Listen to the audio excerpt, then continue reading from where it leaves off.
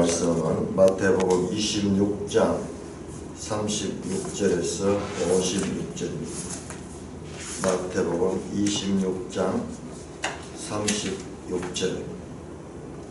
이에 예수께서 제자들과 함께 겟세마네라 하는 곳에 이르러 제자들에게 이르시되 내가 저기 가서 기도할 동안에 너희는 여기 앉아 있어라 하시고 베드로와 세베대의 두 아들을 데리고 가실 때 고민하고 슬퍼하사 이에 말씀하시되 내 마음이 매우 고민하여 죽게 되었으니 너희는 여기 머물러 나와 함께 깨어 있어라 하시고 조금 나아가서 얼굴을 땅에 대시고 엎드려 기도하여 이르시되 내 아버지여 만일 할만하시거든 이 잔을 내게서 지나가게 하옵소서.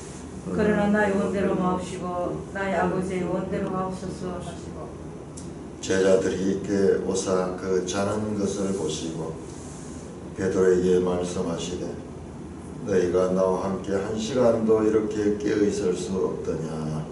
시험에 들지 않게 깨어 기도하라. 마음에는 원이로되 육신이 약하도다 하시고 다시 두 번째 나아가 기도하여 이르시되 내 아버지여 만일 내가 마시지 않고는 이 잔이 내게서 지나갈 수 없거든 아버지의 원대로 되기를 원하나이다 하시고 다시 오사 보신즉 그들이 자니 이는 그들의 눈이 피곤함이로라. 또 그들을 두시고 나아가 세 번째 같은 말씀으로 기도하신 후 이에 제자들에게 역사 이르시되 이제는 잡으시라. 보라 때가 내 가까이 왔느니 인자가 죄인의 손에 팔리느니라. 일어나라 함께 가자 보라 나를 파는 자가 가까이 왔느니라 말씀하실 때 12 중의 하나인 유다가 왔는데 대제사장들과 백성의 장로들에게서 파송된 큰 무리가 칼과 뭉치를 가지고 그와 함께 하였더라. 예수를 파는 자가 그에게 군호를 짜 이르되 내가 입맞추는 자가 그이니 그를 잡으라 한지라. 곧 예수께 나와 라비 안녕하시옵니까 하고 입을 맞추니 예수께서 이르시되 친구여 너가 무엇을 하려고 왔는지 행하라 하신대 이에 그들이 나와 예수께 손을 대어 잡는지라. 예수와 함께 있던 자 중에 하나가 손을 펴 칼을 빼어 대제사장의 종을 쳐 거기를 떨어뜨리니 이에 예수께서 이르시되 너 칼을 도로 칼집에 꽂으라. 칼을 가지는 자는 다 칼로 망하느니라. 너는 내가 내 아버지께 구하여 지금 12군단 더 되는 천사를 보내시게 할 수 없는 줄로 아느냐. 내가 만일 그렇게 하면 이런 일이 있으리라 한 성경이 어떻게 이루어지겠느냐 하시더라. 그때 예수께서 무리에게 말씀하시되 네가 강도를 잡는 것 같이 칼과 뭉치를 가지고 나를 잡으러 왔느냐.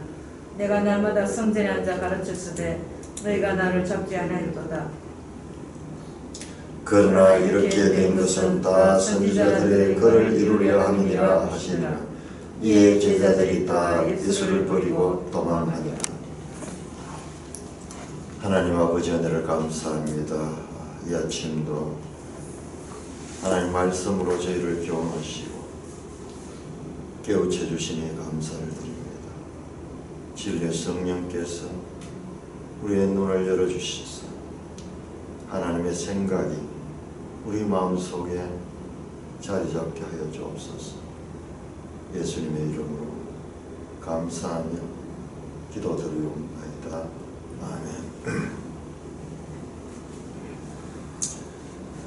이에 예수께서 제자들과 함께 겟세마네 한 곳에 이르러 자 이렇게 감람산 강화를 다 하시고 감람산 강화를 하시고 다시 이제 6월절에 예수님께서 성찬에 떡을 대신 후에 제자들과 함께 겟세마네 하는 곳에 이르렀다. 감람산 강화는 그 전날이 있었고 화요일 날이 있었고, 그 다음에 수요일은 침묵의 수요일이라고 합니다. 성경신학자들이 수요일에 관한 기사는 없는 것 같아요. 그리고 목요일 날 다시 예루살렘에 들어오셔가지고 이제 유월절 식사를 하신 후에 이제 겟세마네라는 감람산에 있는 곳으로 갑니다. 겟세마네라는 뜻은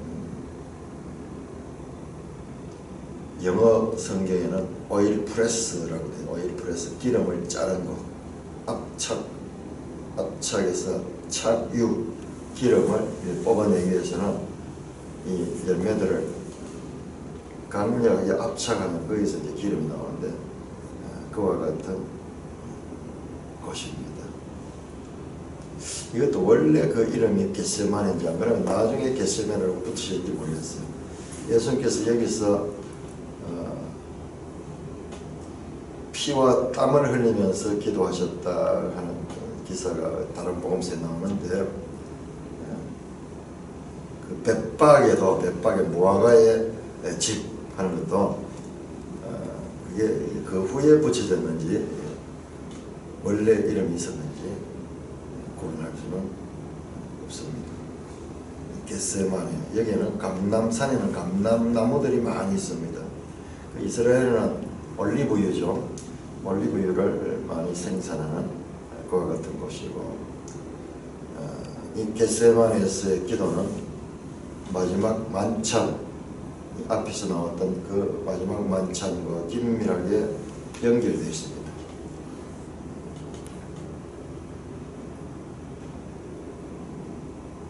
자, 겟세마네 곳, 이곳을 보니까는 예수님께서 제자들과 함께 자주 찾아갔던 곳이에요. 자기들에게는 익숙한 장소입니다. 겟세마네 곳에 이르러 제자들에게 이르시되, 여기 제자들은 세 사람, 베드로, 야고보, 요한, 세 사람. 나머지 9사람은 또 밑에 있었고, 그 다음에 이 세 사람과 예수님만이 이 겟세마네 곳에 좀 더 올라갔습니다.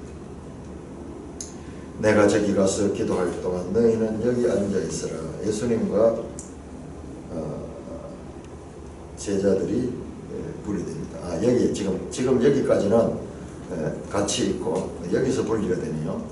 그러면서 37절에 베드로와 세베대의 두 아들 야고보, 요한이죠. 이 세 사람만 데리고 갔습니다. 나머지 8명은 거기 남아있고,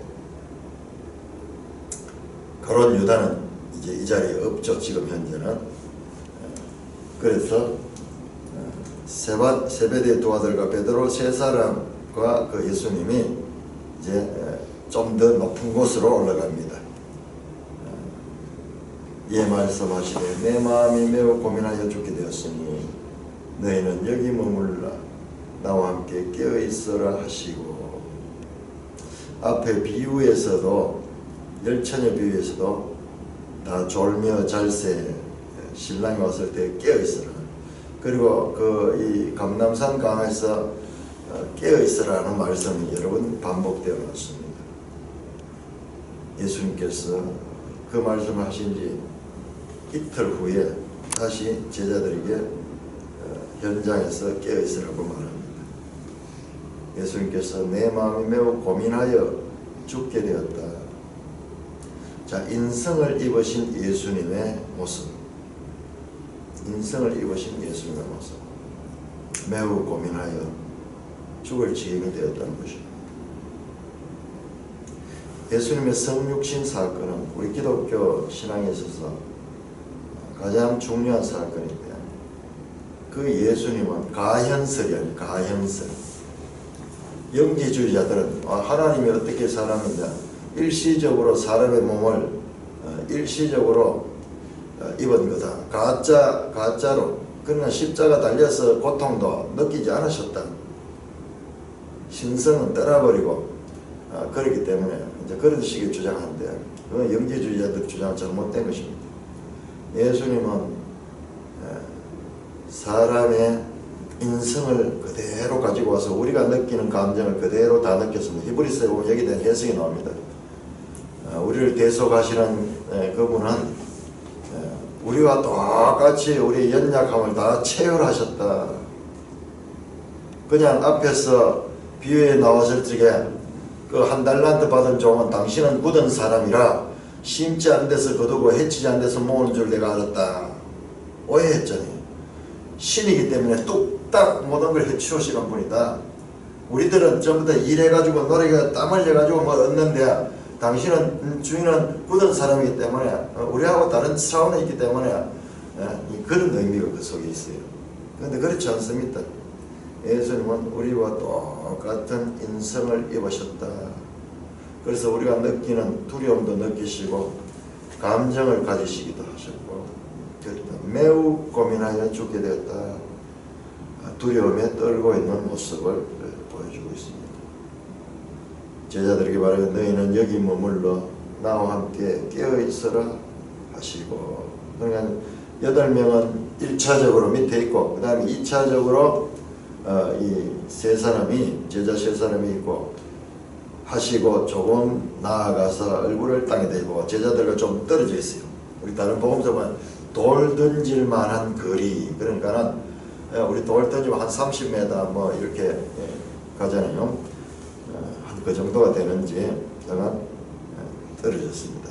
그래서 이 장면도 은연중에요 세 무리로 나누어지는 것을 보게 되고, 이것이 우리가 지난번에 살펴봤지만 이 출애굽기 24장에 언약을 맺고 난 다음에 세 무리, 모세는 산에 올라가고 그 다음에 아론과 70 장로들은 중간에 있고 백성들은 그 밑에 있어서 세 무리가 있을 것 같은 그와 같은 것을 은연중에 지금 성취하고 있습니다.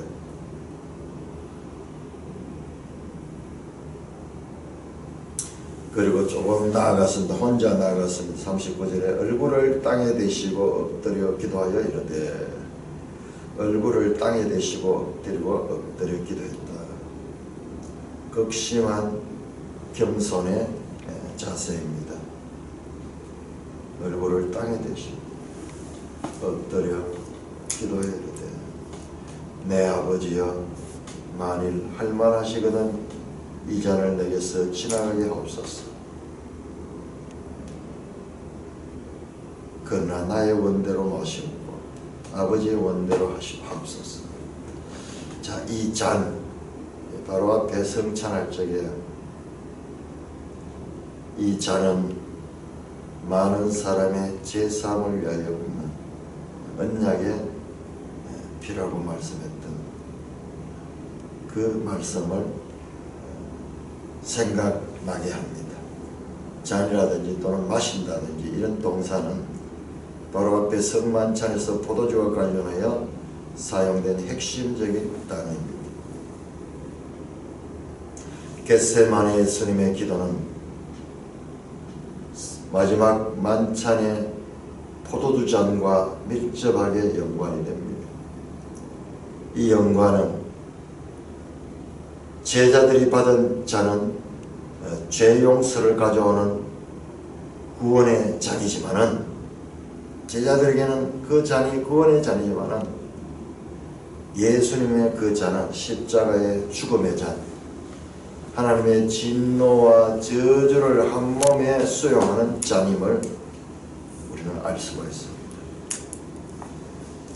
이 진노와 저주의 잔만이 많은 사람에게 구원을 가져다주는 유일한 길이었습니다.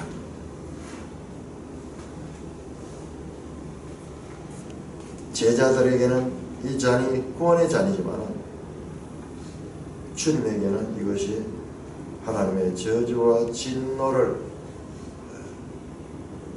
온몸으로 받아들이는 그와 같은 잔입니다. 그래서 이 잔을 내게서 지나가게 하옵소서. 이 잔을 내게 지나가게 하옵소서. 우리 인생들은 누구나 이 고난을 싫어합니다. 고난을 싫어합니다. 그러나 나의 원대로 마옵시고 아버지의 원대로 하옵소서.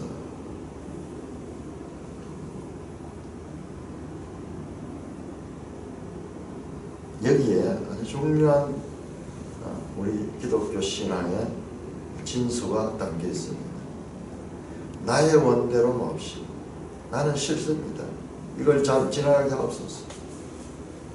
이게 우리의 사람의 모든 공통적인 그와 같은 기도입니다. 우리 기도를 자세히 들어보면 전부 이런 거예요. 내가 어려운 거 지나가겠어. 나 어려운 거는 나는 하나님 이 어려움을 해결해 주세요. 그런데 예수님의 기도는 그러나 나의 원대로 마옵시옵고 아버지의 원대로 하옵소서. 나의 원 사람의 뜻대로 하지 마옵시고 아버지 하나님의 뜻대로 하옵소서. 자, 우리 기독교 신앙의 핵심 주제가요, 사람과 하나님입니다. 하나님의 주권과 사람의 책임입니다.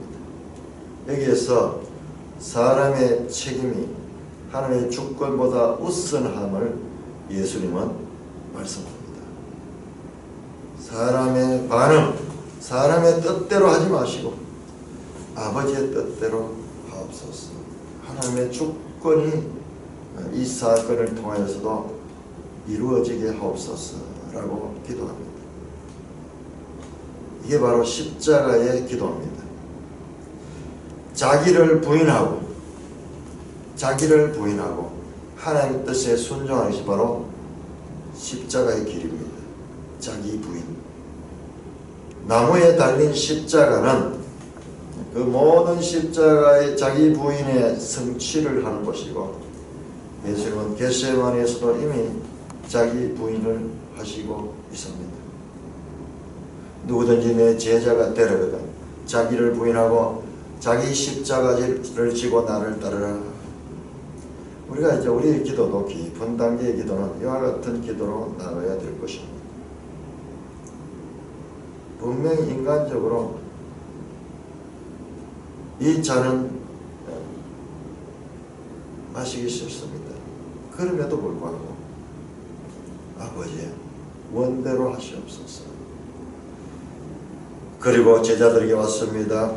제자들이 와서 그 잔을 걸 보시고 베드로에게 말씀하시되, 이와 같이 주님은 지금 심히 고민하며 죽게 된 기도를 주님께 드리고 있는데, 또는 다른 복음서를 보면은 피와 땀을 흘리면서 기도하고 있는데 제자들은 자고 있습니다. 나와 함께 깨어 있으라 말씀했는데 그 순간에 자고 있습니다. 베드로에게 말씀하시되 너희가 나와 함께 1시간도 이렇게 깨어 있을 수 없느냐. 1시간 정도 기도를 했던 것 같아요. 1시간 정도. 1시간도 깨어 있을 수가 없습니다. 자, 이것이 인간의 연약한 모습입니다. 결심하고 의지를 가지고 감정적으로 표현을 하고 했지만은 그 현실에서는 이와 같은 본능을 이기지 못하고 있습니다. 시험에 들지 않게 깨어 기도하라. 마음에는 원로되어 욕심이 약하도다 하시고 시험에 들지 않도록 깨어서 기도해야 된다. 시험에 들지 않도록. 아무리 너희가 의지를 가지고 너희가 그렇게 큰 소리를 쳐도 너희는 이와 같은 약한 자들. 기도해야 된다. 너희 상태는 마음에는 원로되 욕심이 약하도다. 마음과 육신을 구분하고 있습니다. 이게 바로 유명한 로마서 7장의 말씀을 그대로 연결되는 그와 같은 것을. 자, 로마서 7장을 한번 보겠습니다. 로마서 7장. 저는 여러분들께 계속, 저도 지금 최근에 깨닫는 건데 뭐냐 그러면은 예수님의 말씀과 사도 바울의 말씀의 연속성,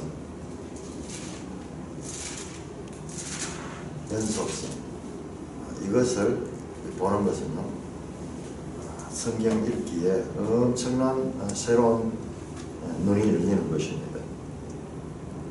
왜냐 그러면 많은 사람들은 이런 구분을 잘 하지 못해요. 그런데 자유주의 신학자들은 성경을 깊이 연구를 했거든요. 연구를 해서 보니까는 기독교는 바울 신학이 바울 종교예요. 바울 종교. 예수님보다도 바울이 더 모든 종교의 틀을 다 잡거든요.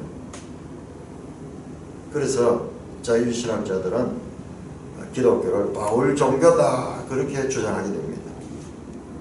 뭐 앞에 나오는 내용들 뭐 다 필요 없고 바울이 나중에 최종적으로 정리한 이것이 기독교다. 그들이 잘 봐서요. 그들이 정말 이 성경을 그냥 책을 평면적으로 보지 않고 시대와 그리고 저자를 분석해가지고 그 다음에 오늘날 기독교 현상들을 다 분석해서 제대로 봤어요. 열심히 봤어요. 그렇지만 바울은요, 바울이 서신을 시작할 때에 자신은 그리스도 예수의 사도고 예수의 종된 사도 바울은 그렇게 늘 표현합니다. 그러니까 그들이 이걸 보지 못했네요. 이 바울과 예수님의 연속성을 보지 못했는 거예요. 자, 7장 18절 보십시다. 죄에 대해서 말씀하면서 7장 18절 내 속 곧 내 육신에 선한 것이 거하지 않은 줄 아노니 원함은 내게 있으나 선을 행하는 것이 없도다. 마음은 원이로되 육신이 약하다.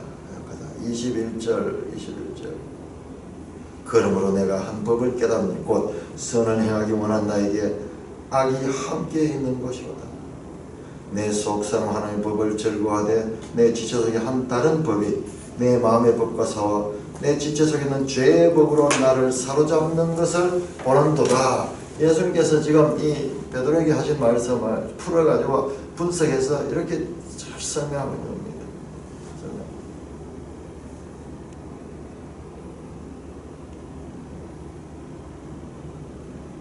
다시 두 번째 나아가 기도하여 이르시되,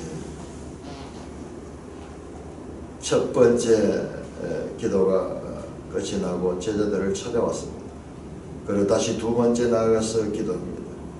내 아버지여, 만일 내가 마시지 않고는 이 잔이 내게서 지나갈 수 없거든 아버지의 원대로 되기를 원하나이다.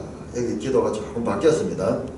자, 첫 번째 기도와 두 번째 기도. 첫 번째 기도는 이 잔을 내게서 지나가게 하옵소서 그렇게 했는데, 이게 두 번째 기도는 없습니다. 내 아버지여, 만일 내가 마시지 않고는 이 잔이 내게서 지나갈 수 없거든. 첫 번째 기도와 두 번째 기도가 조금 바뀌면서 이제 변화가 일어났습니다. 더 아버지의 뜻에 순종합니다. 첫 번째 기도는 이 잔을 내게서 지나가게 하옵소서 먼저 했는데, 두 번째는 이 잔이 내게서 지나갈 수 없거든 아버지의 원대로 되기를 원하나이다. 예수님의 기도도 변화하고 있습니다. 다시 오사 보신즉 그들이 자니 이는 그들의 눈이 피곤함 일러라. 우리는 여기서 뭐 제자들의 이 배신, 제자들의 무능함 이런 것을 여기서 우리가 탓하려고 이 해석을 하면 안 됩니다. 이게 인간을 보여줍니다. 인간의 연약성을 보여줍니다. 우리를 비춰주는 거울이지, 우리가 이들을 판단할 수 있는 그런 자리에 있다면 아직까지 우리가 인간이 누군가에 대해서 잘 모르고 있는 거예요. 아닙니다. 우리의 모습입니다. 그들의 눈이 피곤합니다. 사람으로는 할 수 없음을 철저하게 보여주는 거예요. 철저하게. 예수님은 그 가운데서도 나의 원대로 마시고 아버지의 원대로 합소서 하며 하나님의 뜻에 굴복하지만 사람으로서는 할 수 없는 거예요.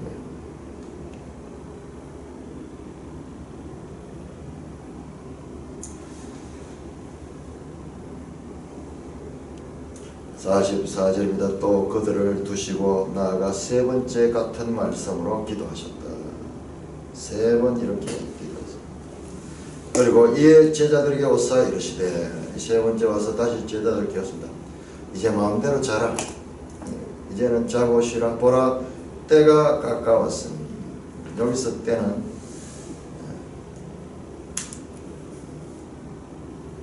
호라, 호라. 우리 앞에서는 때가 가까웠다가 그 카이로스라고 했죠. 여기서 호라, 시간. 바로 임박한 시간을 때가 가까웠어. 인자가 죄인의 손에 팔린다. 일어나라, 함께 가자. 보라, 나를 파는 자가 가까이 왔느니라. 예수님은 자신이 가롯 유다에 의해서 팔리게 될 것을 알고 계십니다. 함께 가자. 보라, 나를 파는 자가 가까이 왔느니라. 하실 때 12 중 하나인 유다가 왔다. 겟세마네의 기도는 중요한 교훈을 줍니다. 기도를 통해 기도자의 뜻이 이루어지는 것이 아니라 기도를 받으시는 하나님의 뜻이 이루어지는 것이 우리의 기도가 되어야 됩니다. 우리 잘못 기도하면요, 내 뜻을 관철시키기 위하여 하나님의 뜻을 굽히는 거예요. 하나님 이 기도를 들어주시 않으면은 금식하겠습니다. 그러면서 금식하면서 악을 쓰면서 하나님 구해주세요, 하나님 들어주세요. 그렇게 우리 기도하는 거잖아요. 우리 그렇게 기도하는 거예요. 기도 많이 하면서요, 자아가 너무너무 강하게 되는 거예요. 그래서 그런 감정들을 우리 많이 듣고 그것을 우리는 기도에 이 무용담처럼 그렇게 많이 생각돼. 안 될 때 기도해라. 그러면서 기도하면서 우리 뜻을 이루어진다 이렇게 안 돼요. 예수를 보여주는 기도는 아니에요. 그 기도를 통해서 내 뜻은 굽어지고 아버지의 뜻은 펴지는 그와 같은 것입니다. 기도의 결과로 아버지의 뜻이 재차 새롭게 확인되며 이를 순종할 수 있는 힘과 용기를 얻습니다.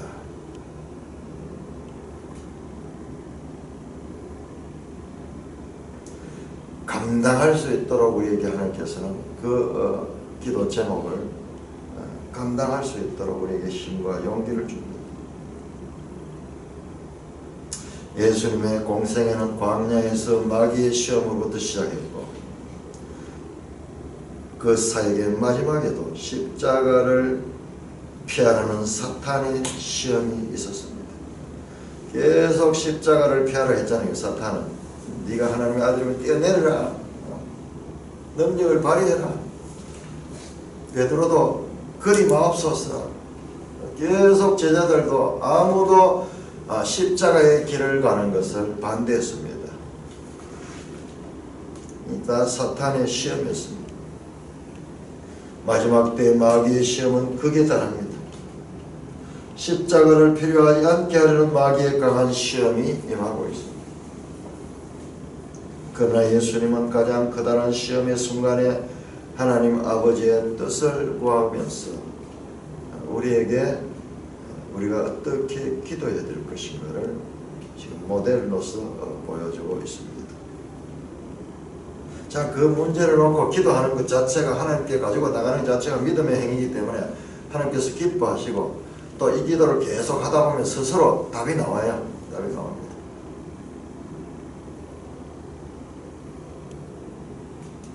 하나님은 그 기도하는 그 사람의 문제 해결에만 초점이 있는 것이 아니라 그 문제 해결은 부수적인 거예요.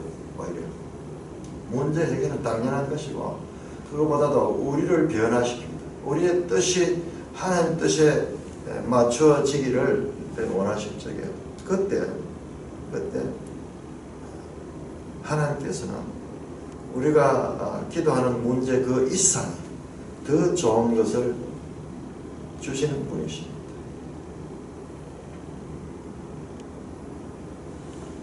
유다가 왔습니다. 12 중에 하나인 유다가 왔다고 표현하고 있습니다. 대제사장들과 백성의 장로들에게서 파송된 큰 무리가 칼과 몽치를 가지고 그와 함께 했더라. 이들은 성전 안에 소위 성전 경비대들입니다. 성전을 지키고 성전의 문제들을 해결하기 위해서 성전 자체에 있는 그와 같은 이 경비대들. 칼과 몽치는 곤봉, 우리 치는 곤봉, 강도를 잡는 데 사용되는 그런 무장을 해가지고 왔습니다. 대제사장과 백성의 장로들에게서 파송되었다. 이들은 예루살렘 성전을 관리하는 자들입니다. 큰 무리가 왔다 그러는 거는 한 군대가 왔습니다.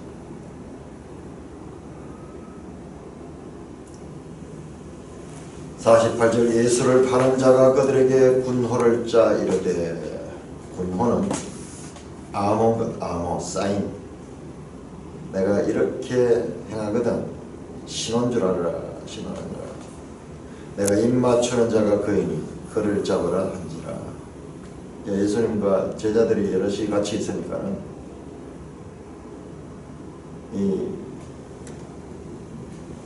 무리들은 누가 예수님인지 잘 몰랐습니다. 그러니까는 여다는 가서 입 맞추는 그 자가 너희가 잡아야 될 자다라는 사인을 만듭니다. 암호처럼 그렇게 곧 예수께 나와 랍비여 안녕하시옵나이까. 유다는 늘 주님을 랍비라고 합니다. 주여라고 하잖아요. 랍비여. 그에게 예수님은 주님이 아니라 한 선생이었습니다. 랍비여 안녕하시옵나이까 하고 입을 맞추었다. 죽음의 키스입니다. 죽음의 키스. 키스는 가장 친근한 관계의 표시인데, 그 가장 친근한 관계의 표시를 가지고 죽음의 신호로 이용하고 있는 이 유다의 거짓된 모습을 여기서 우리가 보게 됩니다. 예수께서 이르시되 친구여 네가 무엇을 하려고 하는지 왔는지 행하라 하신대.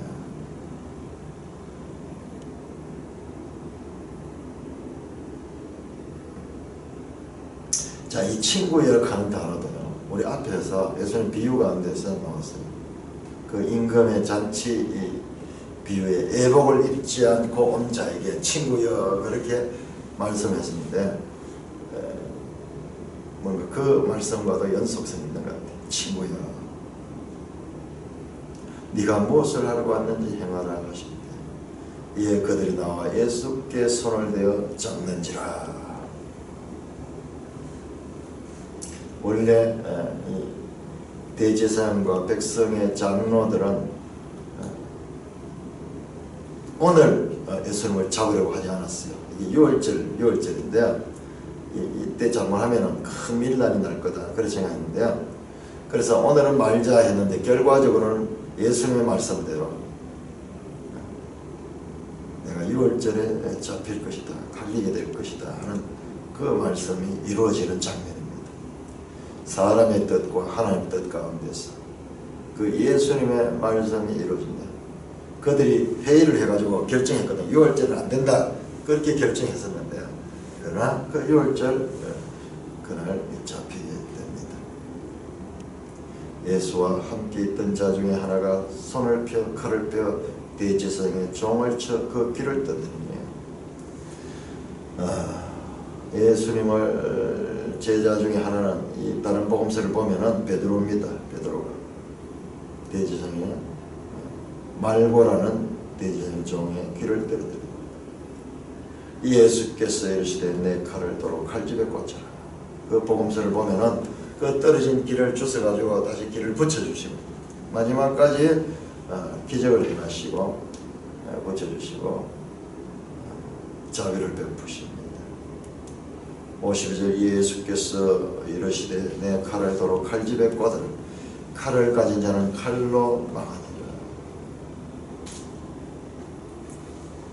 베드로의 모습은 끝까지 육신의 생각으로 자기의 생각이 주님의 뜻과 늘 반대되는 모습을 보여줍니다. 너는 내가 내 아버지께 구하여 지금 12군데나 더 되는 천사를 보내시게 할 줄로 아느냐, 할 수 없는 줄로 아느냐. 예수님께서 잡히시는 것은 힘이 없어서 잡히는 것이 아니라 하나님 뜻을 이루는 거다. 제자들은 끝까지 그걸 알지 못합니다. 끝까지 분별하지 못합니다. 12군단 같으면요, 한 군단 6,000명이에요. 거의 72,000명, 72,000명. 천사 군대가 와서 이 보잘것없는 성전 경비병들 정도는 시간 죽먹기 아무것도 안 했죠.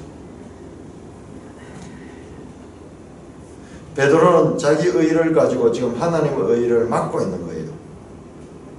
이게 우리 인간의 자기의 정의라는 것이 가지고 있는 한계를 우리는 여기서 분명히 봐야 돼요.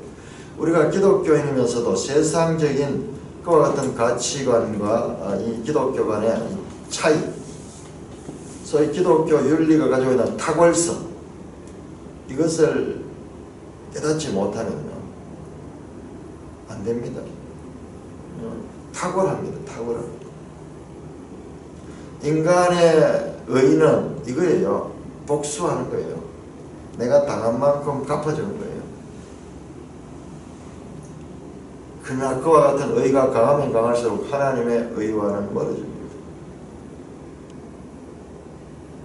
54절입니다. 내가 만일 그렇게 하면 이런 일이 있으려 한 성경이 어떻게 이루어지겠느냐 하더라.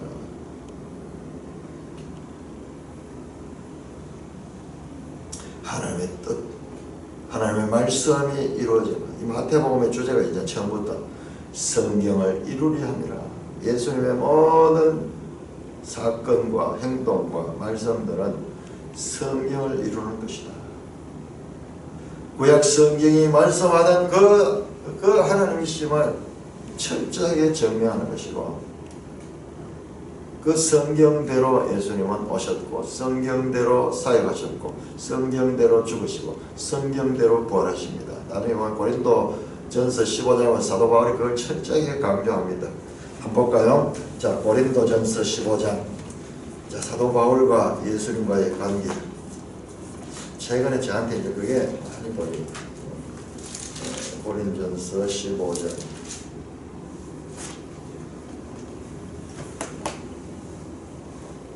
15장 3절.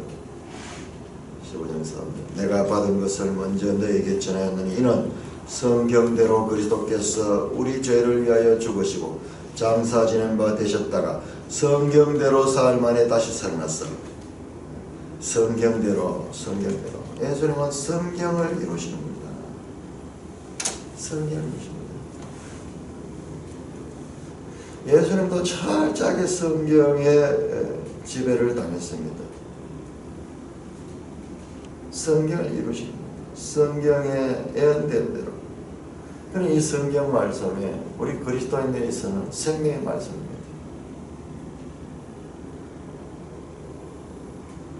그때 예수께서 무리에게 말씀하시되 너희가 강도를 잡는 같이 칼과 몽치를 가지고 나를 잡았냐. 내가 날마다 성전에서 앉아 가르쳤을 때 너희가 나를 잡지 않았도다. 마지막 생의 마지막 예수님은 날마다 성전에 와서 가르치셨다.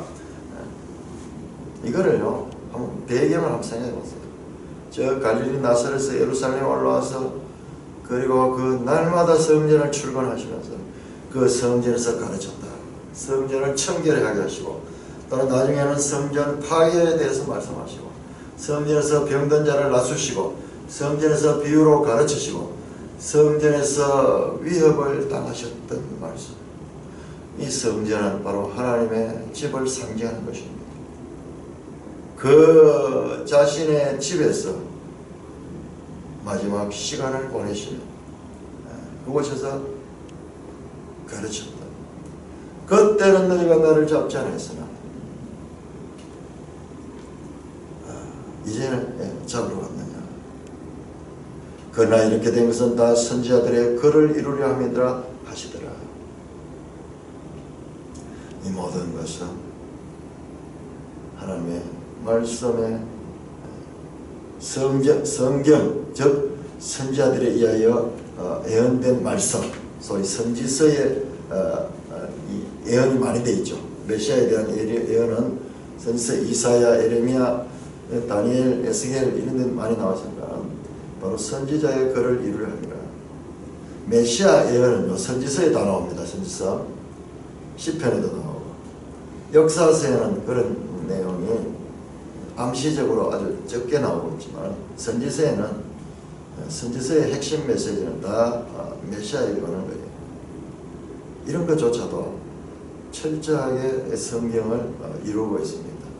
이런 단어 하나조차도 선지자의 글 하는 것도 가만히 우리가 생각하면 구약에 나오는 그 선지자의 글들이 초점이 전부 메시아예요. 에레미야도 31장의 새 언약 거기에 치중하고 다니엘도 인자에 대해 치중하고 이사야도 그 이 종 섬기는 종의 모습으로는 그 예수님의 모습 미가야서도 그렇고 이 선지자의 글을 이루는 것이다. 이 제자들이 다 예수를 버리고 도망한다. 이와 같은 예수님 말씀하시죠. 제자들은 다 예수님을 버리고 도망합니다. 이조차도 바로 앞에서 말했던 26장 31절 말씀 31절 말씀의 성취입니다. 26장 31절에서 예수님께서 이렇게 말씀합니다. 오늘 밤에 너희가 다 나를 버리리라. 예수님은 제자들의 이와 같은 행위를 원망하거나 책망하려고 하는 것이 아닙니다. 인간의 연약성을 보여줍니다. 제자들은 이 상태로서는 주님의 뜻을 이룰 수가 없습니다. 이 제자들은 다 예수를 버리고 떠납니다. 예수님의 잡히심은 철저하게 성경을 성취하는 것임을 반복해서 말씀하고 있고 제자들의 연약한 모습을 통해서 사람으로서는 할 수 없는 그와 같은 인간의 연약성이 마지막까지 노출되면 예수님도 인성을 입고 있었기 때문에 이처럼 연약했지만 나의 원대로 마시옵고 아버지의 원대로 하시옵소서 그러면서 사람으로는 할 수 없고 하나님으로 할 수 있다는 그와 같은 말씀을 하시면서 하나님의 뜻에 자신을 굴복시키시는 믿음의 모형을 우리에게 보여줍니다. 우리 멜성의 해설 한번 볼까요? 제일 밑에 51절에서 54절, 56절 제자들은 예수님을 따르는 일에 철저히 실패합니다. 철저히 실패하는 모습을 보여주기 위한 겁니다. 십자가의 길, 하나님 나라의 도를 그토록 가르쳤지만 위기의 순간 칼을 들어 대항합니다. 칼은 다시 칼을 부릅니다. 힘으로 길들인 평화는 위장된 평화일 뿐입니다. 제자들은 폭력 앞에 생명을 내어줌으로써 폭력의 고리를 끊어버리는 십자가의 방식을 이해하지 못했습니다. 나는 불의한 이들의 폭력에 어떻게 반항합니다. 우리가 죽어야 돼요. 우리가 죽어야 됩니다. 순간순간 관계 가운데서 우리가 죽지 않으면 이와 같은 약한 모습 우리가 분을 내고 우리가 교만해지고 우리가 이 자기를 강조하고 이럴 때는 사실 알고 보면 영적으로 약할 때 너무너무 약할 때 우리가 영적으로 강할 때 우리 자신이 죽을 수가 있고 우리 자신을 제어할 수가 있는 것입니다. 이와 같은 역설이 우리 신앙에서 실천되고 생활화되어야 될 것도 우리는 오늘 본문을 통해서도 배우게 됩니다. 찬송가 154절입니다.